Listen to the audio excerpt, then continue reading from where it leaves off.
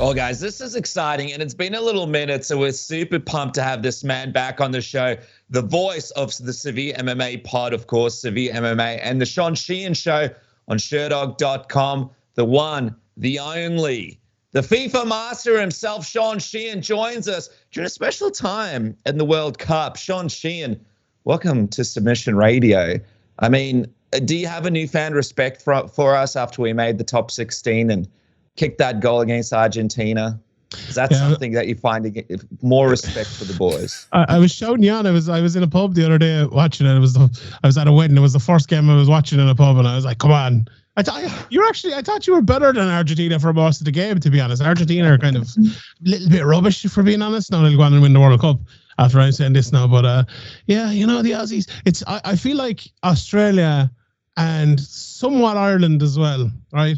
We have this thing where we have the ability to roar and shout like the Americans do, that all our best athletes don't actually play soccer. Yeah. So like Australia even more, I think Australia more so than anywhere in the world, like America included. So to get that far, to do that well, fair play to you. Well done. Yeah, I think one Argentinian player would be like 12 times over what the whole team gets paid, right? Like, yeah, 100%. These things happen. Yeah. All right, a few things to talk about regarding UFC 282, man. So let's get stuck into it, and that is obviously to kick things off with the people's main event, the one that most people are looking forward to, and that's Paddy Pimblett versus Jared Gordon.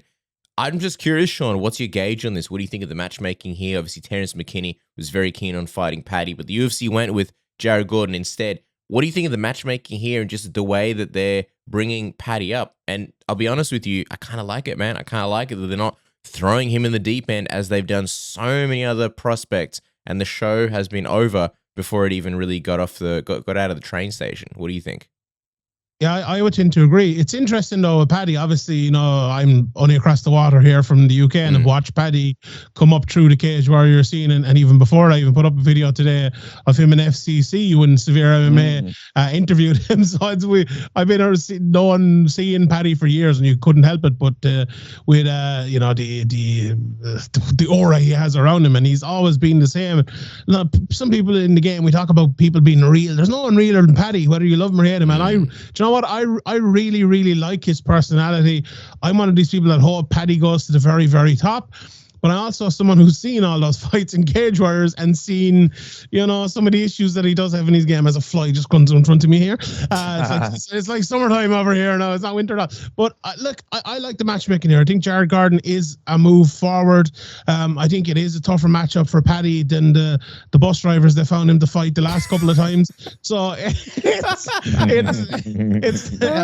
a Tyson Fury one there.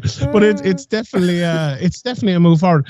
Like the weird thing about Paddy is as well, we look at him as a prospect, but he's 22 fights deep.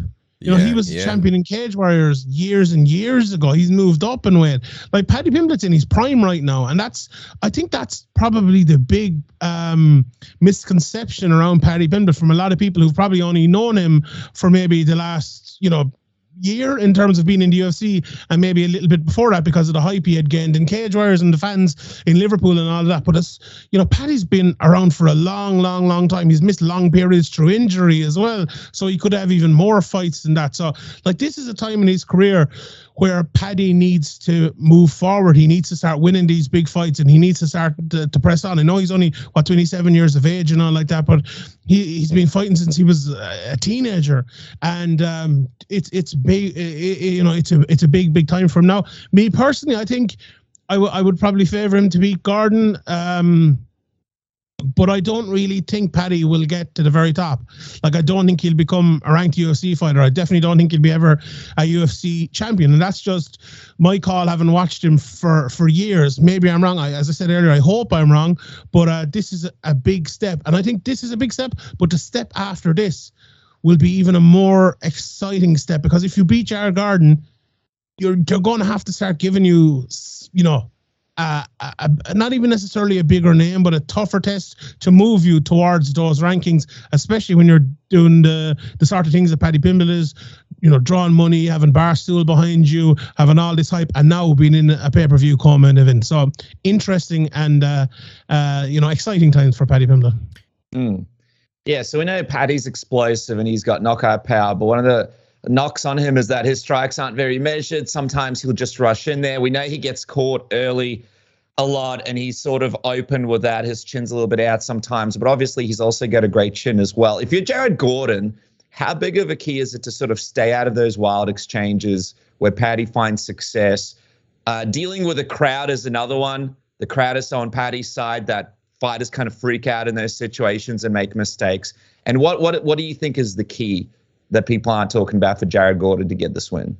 I think it's the latter half of what you said there. I think it's the crowd. I think it's him dealing with the mad atmosphere. And that's very, very hard to deal with for anyone. Like, Graham, who does the podcast with me, has done the documentary with McGregor and stuff. And he always talks about that being in the backstage.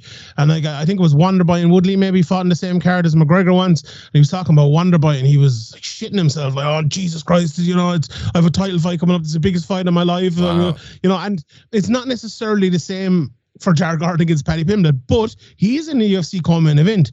This is the biggest fight of his life in terms of taking away this hype train. He's fought Charles Oliveira and other very good guys, hasn't he, as well? But this is a massive, massive opportunity for him, and I think that's the toughest thing for him to deal with. On the other side of it, like, Paddy's a submission artist. Like, Paddy's not a striker. Paddy is at his best when the fight's on the ground, when he can catch someone in a flying triangle or submit someone or whatever it might be. His striking has improved offensively very much. His defensive striking has been a massive issue for years. It looks like something that has improved slightly, but not nearly as much as his offensive striking. I know he was down in Leeds. I think it was in Liam Harrison's gym. I'm not 100% sure, but this was maybe a year or two ago, and you could see the strides he's made since then. You can look at Paddy as well physically and see the strides he has made, but I'm not sure if it's enough. Now, if you look back at Paddy's career as well, he's 3 losses in his career, but you look at, say, the 2 big ones of those in his cage where his career, Nad Narimani and Sodden Back, especially the Narimani one, he lost via wrestling. And when you take away the submission game of Paddy with dominant wrestling, as we see, similar to, like, let's say, Makhachev versus Oliveira, type of thing. Now, obviously not in that level, but you know what I mean? That's kind of the blueprint to beat Paddy so far. As I said, he's had 22 fights. He's only lost 3 of them, so there isn't that much of a blueprint to beat him, but that level is going to be going up and up and up now all the time. So the 2 ways I'd look at it to beat Paddy is that defensive striking issue. If you're a very good striker yourself, if you're very good defensively yourself, and you have very good offensive striking, that's a way to beat Paddy. And I think in the UFC, it probably is the way he will get beaten. Or the other way is if he comes up against a very, very strong wrestler who has very good jiu-jitsu defense and can stop his submissions. So if you take away the madness early from Paddy, it's going to be very, very hard. And that, like, I think what Paddy does very, very well is he adds the madness of the crowd to the madness of his striking, to the madness of his attacks. And he overwhelms people, and he does it really, really well. Like, people might know as well, Paddy fought in Liverpool in front of the massive Echo Arena with thousands and thousands of people there shouting him on. Paddy has had main event style fights in front of massive crowds. He's used to the pressure. He's used to the noise. He's used to the crowds. And that's, I think, you very rarely get with people coming over to the UFC who've only had a few fights, who've never been in that position in the UFC before. So that's a massive, massive benefit to him. Does Gordon have enough experience to mitigate that? I don't know. We'll see. Will people in the future? They will. And then we'll see really what level Paddy Pimblett's at. What's the biggest thing you're looking for in this fight? Because, and also going back to your point is, I feel like this is the most fun time of his career, right? Because like you mentioned, I don't think a lot of people are expecting him to beat the top guys at lightweight, be a UFC champion. So this ride that we're all on right now, this is the funnest part, because as soon as that first loss comes, like, if Paddy were to ever become like just another fighter on the roster where he's not getting that early push and he's not fighting for a title, then things become, I wouldn't say boring, because it's never going to be boring with Paddy, but this is we're all under the spell right now. This is the best part. But just going back to my earlier question, what's the biggest thing that you're looking for to see in terms of improvements this one? Well, for Paddy, it's always the striking. It's always the offensive and defensive striking. If he went out here and even lost, but he showed the better defensive striking, I'd be more impressed probably. Like, I think, like, the big thing with Paddy is as well, he's spoken about it before, the weight, and putting up a lot of weight, obviously, after fights. And he said in his vlog recently that he had 7 weeks notice for I think it was his last fight. And he spent the whole 7 weeks, just getting down to the weight, basically. Like, that doesn't leave you much room for improvement on your offensive or defensive striking. And I don't think it's actually too far away from that this time either. If anyone, I watched these vlogs, are absolutely brilliant.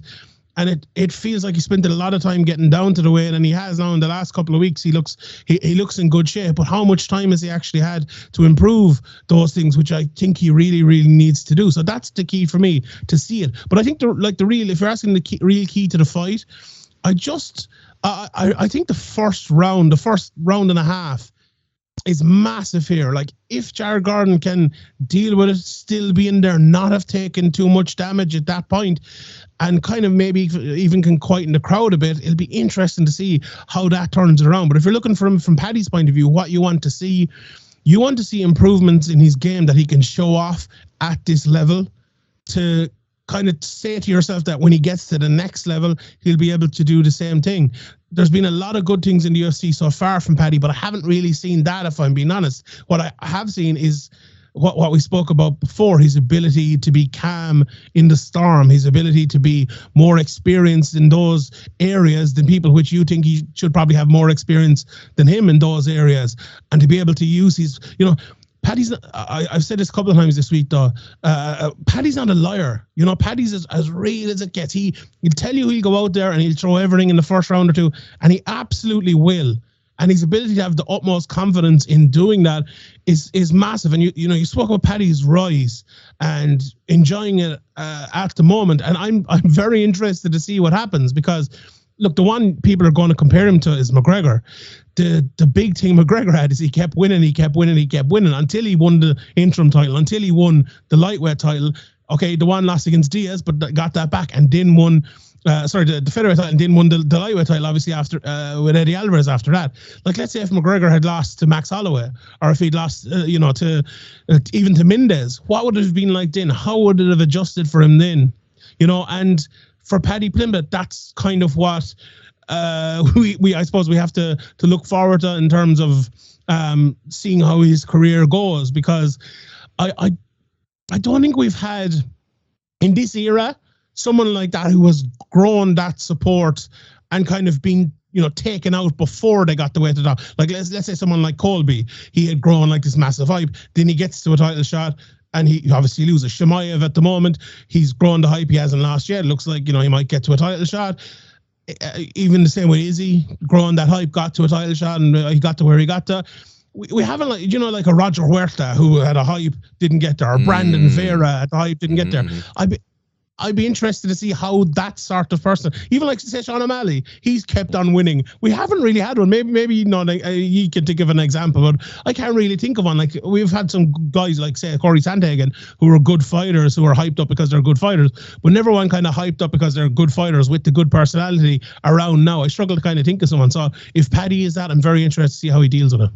It's interesting. It's a different time in the sport. We have sort of just attractions now where we know maybe these guys might not be champion, but we put them in these slots and we tune in to watch them fight, which I actually like. And that's why I was such a big fan of the Wonderboy Thompson, Kevin Holland fight the last weekend, because not everything has to be for a title, and not all guys will be fighting for a title. But just quickly, man, I know, like, you've been around Paddy for a really long time. I saw the video that you put out before where Paddy was interviewed like 5 years ago at that local event, and he was calling out McGregor.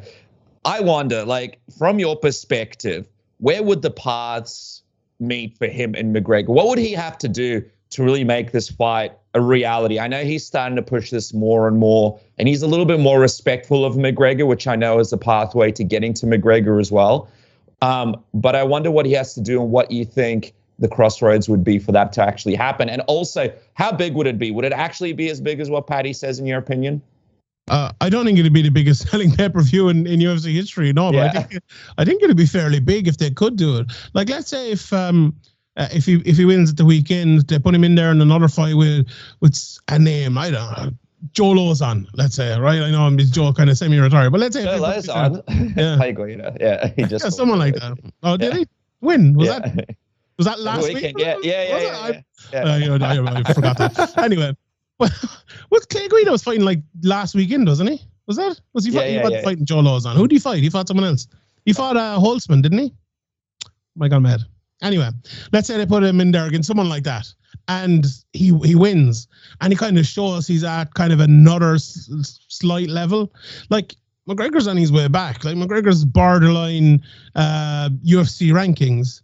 Like, I think you could make it in. Honestly, I could think you could make it in the middle of next summer or something like that. You know, use it as a fight where if McGregor wins it, he's beating this good, young, up-and-coming fighter, and he's on his way back, and then he can go into the rankings and fight, you know, a Tony Ferguson, whoever, or Gamrot, or whoever it might be, and get towards the title if they want to do it that way for him. But like, the thing about that fight and why it makes sense is they're never going to bring McGregor back. And even like I said, Gamrot there, that fight's not going to happen. Like, they're never going to put McGregor in a fight that's not going to get them as much revenue as they possibly can get out of it. You know, so Paddy Pimblett is one of those revenue-making fights. Like, that's why they put him in the Cowboy fight, because it's a fight people know Cowboy. It's a fight that can generate revenue. That's why I think even the Tony Ferguson fight is a fight now, because people know him, even though Tony Ferguson's not on the greatest run, that can generate money. And there's always a talk of the Masvidal fight and others as well, or McGregor coming straight back into a big fight like Poirier or a title fight or whatever. You never hear, oh, McGregor should fight Gamrot. You never hear McGregor should fight Dariush. Dos Anjos is even one, like, I know he fought at the weekend, allegedly, I don't know, I wasn't watching the card, and called him out. Like, I even think that fight is probably not realistic, because I don't think RDA is kind of that big enough of a financial draw. But Paddy Pimblett absolutely is, and it's definitely a fight I could see happening. And skill set wise, it's kind of interesting. Yeah, makes sense. Like, we know Conor, and every fight he's lost, he's been submitted. Is that still the case? I don't know. Well, apart from the couple of Poirier ones now, but before that was the case. Paddy Pimblett's a very good submission guy. Paddy's issues are striking. Yeah, I think it makes a world of sense. And, you know, they've been calling each other out for well, Paddy's been calling Conor out for years and years. Yeah, let's do it. Let's have some fun. But you know what's interesting? Like, matchmaking wise, you would be wondering who the promotion is trying to like build up there, in the sense of like Conor McGregor, you get the sense that he's just about at the end of his career. Like, his next fight could even be his last fight. We'll see what happens. So then it would make sense to build up Paddy by being like, hey, fight a guy like Conor McGregor. You'll boost your name value because you'll be around a lot longer than, say, Conor McGregor. That's just my opinion, at least. Just on matchmaking and promotions, you've also got Darren Till returning against Dricus du Plessis. And I wonder, like, who do you think the UFC is trying to build up here? Is this a case where they're like, all right, let's give Darren a somewhat, return fight, maybe not as much of a killer as he's fighting before? Or is it a case where, hey, man, we're trying to build up Dricus because, he's on a good run and he might be around, for a while. Let's kind of give him someone in terms of a name. I wonder how much faith the UFC still has in Darren Till, in your opinion, given his, rocky last few years. The first part of the question, honestly, if it's McGregor or Paddy Pimblett or the title talk, I think the UFC put thought into it. Anything other than that, I don't think the UFC are putting too much thought into it. I generally think they're kind of, oh, he's number 7, he's number 9, let's match him up. Grand job. And if you look at the ranking, I don't have it in front of me, but I guarantee you they're close enough in the rankings. So I don't think they're trying to push either one. Look, they're like, whoever will win, and we'll move them forward. I find it an interesting fight because du Plessis, watching him in his last fight, I remember tweeting at the time saying he's doing a great job of blocking absolutely every punch with his face. And if you do that against Darren Till, you're going to have problems, because sometimes we forget, right? Like, Till went from a fighter who was massively overrated going into the Woodley fight to a fighter now who everyone thinks is useless and he's just going to be out of the UFC soon. Now, I don't think neither is the truth, really. And I'd be interested to see, you spoke about McGregor and say, oh, is he finished or whatever. I feel like some people are thinking the same way about Darren Till. And I'm not, like, honestly, I'm not sure if that's right or wrong. I think Darren Till, at his absolute best, would actually be a bit of a nightmare matchup for du Plessis standing. Now, people forget as well, and someone sent me the fight this morning of du Plessis fighting Roberto Soldic, and he beat him the first time they fought over in KSW. He used a lot of wrestling in that fight as well. And look, if he can wrestle Darren Till and have success there, that's obviously a way forward and a way for him to win the fight. But if it turns into a striking matchup, I think Duplessis' striking is, honestly, it's lacking a lot. He is a great endeavor. He tries his best and he throws lots and he's very brave. But if you're fighting a guy who's very technically skilled, I would say like Darren Till, that's Darren Till's game. You know, he's a very good technical fighter. He has issues in other areas. But if you go, you know, we saw the clip the other day. I don't know if you saw it that went up. It was Derek Brunson against Robert Whittaker, wasn't it? Where Brunson was just gone mad and Whittaker was just picking him off and absolutely destroying him. I could see that happening in this fight if Till is on it. But is Till going to be on it? I'm really not sure. His knee. That's what it comes down to. Yeah, the knee. Is he bad injury? Is he? I don't really keep up with that sort of thing. But in the past, but he took the time off, so it's a matter of is the knee better now? You know, did the time off sort of heal things? Yeah, it'll be interesting. Like, this is, I think, the start of the fight. Ask me who's going to win like 2 minutes in, and I'll tell you. You know, until then, I'm really, I'm not sure. So do you know what? It'll be fun though. I think this is going to be a very, very good fight, whichever way it goes. It's also for me, I'm almost like Darren Till came at the wrong time because this is before the UFC figured out this Paddy Pimblett, Sean O'Malley run that people can have. And he was speaking about the fact that like he doesn't want to be in main events all the time. Like he doesn't want to be fighting a killer's row all the time. Like he's happy to be fighting someone like this because it gives him an opportunity to sort of get a bit of steam back. And we see it all the time in boxing where guys need warm-up fights. Guys just can't come back, especially when they go on a skid against the best in the world. Do you think a part of this also has been Darren kind of being a little bit unlucky with some of this matchmaking and having to be put out sort of in the forefront without getting a chance to really get back on his feet? A little bit. You see, the problem with Darren Till was he got to a title shot too early. And when you get to a title shot too early, it's very hard. You know, a toilet roll, right? You knock it all off. It's very hard to put it back on, you know? It's a very difficult thing to do. It's easy to kind of knock it off, get it all off there, but it's very, very difficult to get it back on. I'm just looking at his record here. So he beat Wonderboy in that, obviously, that very close fight before he fought Woodley, and then the massive knockout by Masvidal. And it's tough to come back from that. Okay, he did beat Gastelum, but you know, the matchmaking has been hard. Robert Whittaker and Derek Brunson as well. It's some tough names right there. Very, very tough names. Like if he'd beaten a few of them lads on the way up to fight Woodley, Darren could have been the champion maybe, and if he had made the little improvements we talk about all the time, but that title shot just came a little bit too early with like relatively favorable matchup. Like he's a striker. The two fights he had before that were Cerrone and Wonderboy, and like the Wonderboy fight could have gone either way, but it was a very, very close technical matchup. Like Woodley, wrestler, Masvidal, okay, knocked him out, but a very good defensive wrestling, a very hard hitter at that time on the run of his career. And then we know Whittaker and Brunson too. Look, the Whittaker fight was very close as well. That could have gone either way, but Brunson in the wrestler as well was able to beat him. I'm not sure with Darren Till. Like some people in their career, they have a bad patch in it. Like look at Masvidal even, or look at there's loads of other people out there. Andrei Arlovsky is probably the greatest example. They have real bad patches. They come back, they get on a good run, and they're back. But some people, it's just a bottomless pit, and they can never get out of it. And I hope it's not that way for Darren Till. I really, really hope it's not that way for him. But I suppose we'll see on Saturday night. Yeah, and some divisions as well. You have a killer's row, and other divisions sometimes go a bit quiet. You end up in a title shot. It's just a crazy thing in the UFC. Heavyweight. Yeah, indeed. Middleweight's a pretty bad division, if we're being honest as well. And that's how he ended up there. But like the fact that he's kind of still ranked in middleweight kind of shows that it's like if he could get a good run and good matchmaking, I think he could rise through that middleweight ranks. But I suppose like the funny thing is they matched him up with the champion right now. Like he could win that fight. Yeah.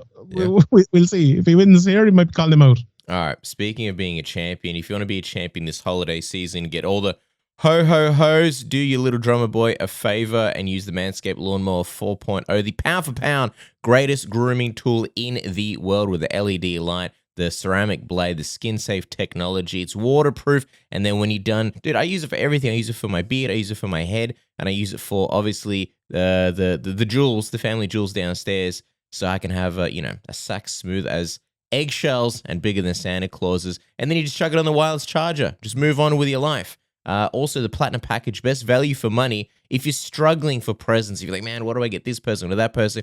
Dude, just make it easy on yourself and make everybody happy. The Platinum Package 4.0 with the Lawnmower 4.0 trimmer, the Weed Whacker ear and nose hair trimmer, the Ultra Premium Body Wash, the Ultra Premium 2-in-1 shampoo and conditioner, Ultra Premium deodorant, the Crop Preserver anti-chafing ball deodorant, and the Crop Reviver ball spray toner, and free gifts, man.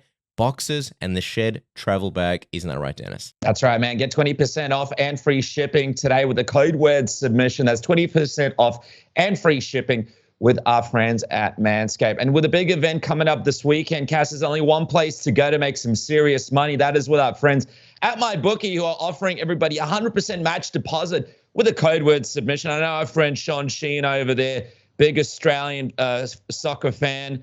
He'd be making some money on the FIFA as we speak. So why limit it to MMA? Why limit it to the UFC? Go out there and make money on the NBA, the FIFA, whatever it is that you do. But remember to go to MyBookie, use that promo code submission. Just quickly, I just want to have a look at this one pivotal fight between Jared Gordon and Paddy Pimblett. You got Gordon at plus 194, Paddy Pimblett at minus 256.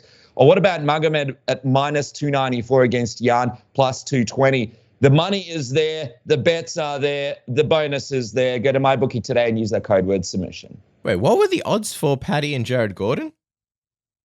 We got Jared Gordon plus 194 and Paddy Pimblett minus 256. Okay, good. I thought I heard that wrong. Yeah, okay. Well, yeah, okay. I like that. All right. Also, while you're doing your Christmas shopping, and by the way, like the deadline is around the corner, Christmas is around the corner. So if you want to buy some stuff, obviously, the best way to get it cheaper is with a VPN like NordVPN. The same things, the same exact products, they cost different things depending on which country your computer thinks it's from. If you're in the US, you got that sweet US currency.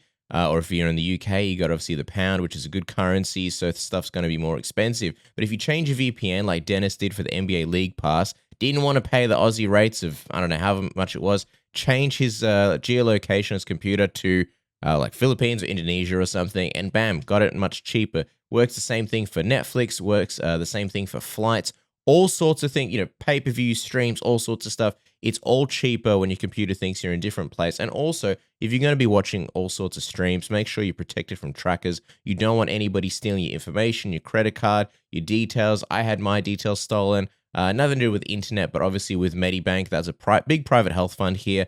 And hackers stolen. I keep getting emails saying, oh, we think the hacker has now released your details on the dark web.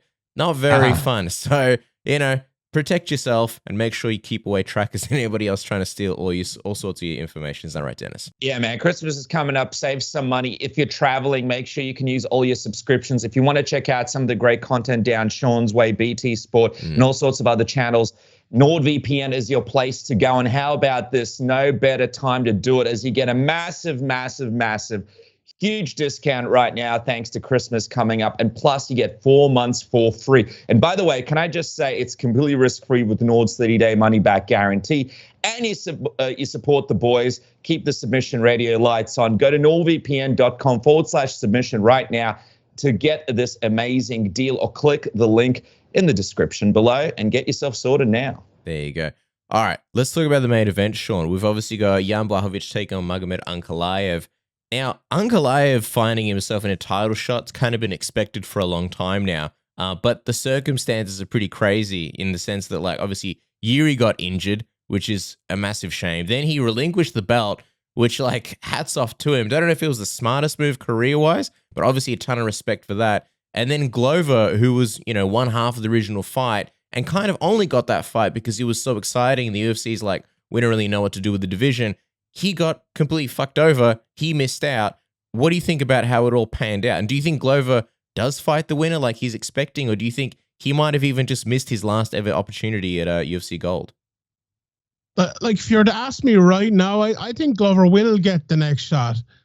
But how quickly the things change, like Jamal Hill. Who's Jamal Hill? He's fighting someone coming up soon, isn't he? Like, if he gets a big knockout win or an exciting win, they could just put him in there. They could put someone else. You never do. You never know what's going on. He's fighting Anthony Smith, isn't he? If he wins that fight in devastating fashion, he's a guy I think him and Ankalaev are like the two guys in that division at the moment with Prochazka out. And I think they're on a collision course to meet it. Well, maybe not after this, because Blachowicz is actually a very, very tough matchup for Ankalaev, I think.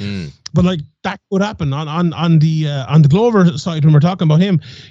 Like anything could happen here. It really, really could. And some of these divisions, and I think light heavyweight is one of them, where we've kind of seen what the next batch of guys can do with Prochazka, and I think they're happy enough to keep moving it on. Like other divisions, like 135 or 145 even sometimes, we're stuck in the same guys over and over and over again. Like 155 is probably the worst. It's just like Chandler, Poirier and Gaethje fighting each other till like 2032 to see who's like the guy who's third in line for a shot, and it just they won't fight anyone else and no one moves anywhere. So it's good in a way that that's not happening here. Look, for Yuri, as I agree with what you said there, fair play to him for, it's a very samurai sort of thing, I suppose. He took the decision, and I understand it from his point of view. And as you said, maybe from a career point of view, it's not the best way to do it, but he has faith in himself to come back and do it. For Glover, I feel really bad for him in terms of, if we're talking about a real, actual sport where you should prepare, I think it doesn't ask too much to move the fight till next month, so he can prepare properly and game plan for this guy, or give him the Blachowicz fight now because he's fought him before. Ariel reported that obviously, but the fact that they haven't done that is because they needed a title shot for here, and there's no other fight near a title fight on this, so they had to do it from the UFC's point of view. We won't chat about oversaturation and all of that, but like what's going to happen? It's tough. It's tough on Glover to share because you just know something could happen. If it doesn't, he'll get it. But I think the UFC made the move that was probably a move that if everything lined up grand, they wouldn't have had to do. But they have really backed themselves into such a corner with light title fights, light pay-per-view cards, and it's a symptom of the bigger problem of the UFC, really, that this happens, that one guy has to be fucked over to make another fight. Like, this is an ultra weird one, because we had another fight for this card like last week between two other guys fighting for a title, and now there's two separate guys fighting for the same title. It just feels like it's a silver title or a bronze title or something like that. It just looks really bad, and that's the one thing in the UFC that they don't want. They don't want to look like boxing. People always give out about the interim titles, but I actually think the interim titles are a good thing if you're to compare them to what this is, because we know when you put the word interim on it that there's someone else out there that we're just kind of waiting for them, and then we're going to find out who the champion is. Whereas this, it feels like that silver belt. Now, no disrespect to either of those two guys. It's just the situation they have been put in. But look, that could be resolved if they fight Glover. That could be resolved if Jan comes back and they're able to fight him. But as we have it now, it's just kind of a weird title fight, isn't it? Yeah. The only thing I will say, the silver lining, if you're trying to be really positive here, is it kind of reminds me of like back in the day, like 2009, maybe 2010, where like the UFC light, or even before, the light heavyweight title just kept bouncing around. Like you had Rampage, then you had Forrest, and then you had Rashad, and then Lyoto, and then Shogun. It was like a game of hot potato. Then John Jones came and held onto it for like 60,000 years. But it was fun in a similar sense, because like you kind of never really knew who was going to be like a long reigning champion. And if anybody was, not that they weren't, it was almost like a shock. You had Chuck before all those guys. The only difference I would say here is that you don't have the marquee names. Everybody I just mentioned was like a name in one sense or another, like Chuck, Rampage, Forrest one tough, whereas a lot of these guys are sort of still building themselves up. That tends to happen though. It's the same in like that sort of thing goes in circles with the names in the division. Like the same thing happened in welterweight. Like GSP was a champion for ages, and then you'd Hendricks, Lawler, Woodley, kind of went back and forth. But obviously Woodley held it for a while, and then Usman obviously held it for a while as well. But that does tend to happen. Look, it kind of happened at 125 as well after Demetrius, and obviously at 185 as well after Anderson. It's just, there's such a vital, like obviously because Jones left and then Cormier left as well, basically around the same time. So yeah, there's definitely is a bit of that. I agree with you. It's kind of fun because it is bouncing around. It did look like Prochazka was the guy that was about to take that division forward, though, as kind of that champion and take guys on. And the fact that he's kind of been robbed of that now is unfortunate. But I agree with you. If you are to look at it from the positive point of view, like, let's say if Ankalaev becomes a champion here, like you have obviously Glover held the belt, Blachowicz held the belt, Ankalaev held the belt, and Prochazka held the belt. all at the very top of that division. Am I missing someone? Maybe there's someone else there as well. So like you could say the top 4 guys maybe ranked in that division could have all held the belt. Like something like that hasn't happened in light heavyweight since that time you just spoke of. Like, because it was Jones the whole time, and then obviously DC with kind of his interim Jones drugs belt there for a while. So that's an interesting way thing to look at, I suppose, moving forward. Like, if all of those lads come back, if all of those lads are in good health, there's a lot of guys who have reached that level who we know could possibly reach it again, and that could lead to some very fun fights at the top of that division. Okay, so just quickly before we wrap, how do you actually see this fight going between Jan and Magomed? Because we know Magomed, he's kind of like the future of the division coming now. He can do it all. He's very good on the outside, loves to play with range, wait for his opponents to come in. But also we can't forget that Jan does really good against southpaws. He knocked out both Luke Rockhold, Dominic Reyes. He did fantastic against Israel, who switched stances. He's also got some great ground game himself. Very, very strong there too. How do you see this one playing out? And also, just to add to that, the pressure on these guys, where it's like 1 second, it's like, yeah, you guys just have a 3-rounder. Then all of a sudden, it's like, hey, fuck that. You got a 5-rounder and you're fighting for a belt. I can't imagine like the mental pressure and what went on through these guys' minds when they heard the news and went, wow. Not that anyone would treat it like just another fight, but just like, holy shit, I'm fighting for a belt now. I didn't expect this. Yeah, it's not, and they haven't had that much time to prepare for that change either. So I wonder how that'll actually affect them. Yeah. Do you know what? I don't think that'll actually massively affect them, because I kind of expect this to be a slower paced fight. Like, both of them are very good technical fighters. And the one question I have with Ankalaev, I mentioned earlier about maybe Ankalaev and Jamal Hill being the 2 guys who are kind of destined for the top, but in very kind of different ways. I think Jamal Hill is, such a powerful, athletic, very talented as well in terms of his, his technical ability, but that's kind of an improving part of his game. Whereas Ankalaev is an athletic guy as well, but in kind of like a more stoic sort of way, where it's more about the technique, I think, than maybe even Prochazka and other guys as well. But the problem with that is when you're dominating with that sort of style on the way up, and then you meet a guy who has kind of already got to the top with that style and beaten guys like Adesanya, who this might get me killed on the podcast I'm on, but slightly overrated. But still, Sean. Massively overrated. Wow. Yeah, sorry. This is Frank Yeager. Wow. It's Frank Yeager part 2. Here we go again. Yeah. But he was able to show that he's very good technically in that fight, and is able to beat a very good technical fighter. Like, I think Ankalaev, there's similarities between Ankalaev and Izzy in the way that they win their fights technically, not in the way they fight or anything, but in the way they kind of, I suppose, their game plan and everything like that, where some people would accuse them of being maybe a little bit boring at times and winning kind of in third gear. And we saw what happened with Izzy and Blachowicz in that. Could the same thing happen to Ankalaev in that sort of fight? Because Blachowicz is used to fighting against that sort of guy. There's a good friend of mine, Sean Denny, who covers the Polish and KSW scene and all of that for us over in Severe Maine. He kind of said it before that Blachowicz fight. It's like, people don't realize the level that Blachowicz fought on his way up in Poland, but also the kickboxers he trains with, and the level of guys he's actually been in there with, and been not just having fought, but having sparred and trained by and with as well. I don't think people actually realize that. And maybe that's on purpose as well. So for, like, you look at this and you think, okay, maybe Ankalaev will have the technical edge here because he's had that on so many other people. But I wouldn't take that as a given whatsoever. Now, for Blachowicz, he's reached that mountaintop. It's very hard to climb the mountain, to go back down and to climb it again. So that's a massive factor in this as well. Like, if you're asking me for my prediction, I think it's going to be a decision. I think this is going to go all the way. I think it's going to be a nip and tuck, very, very close fight.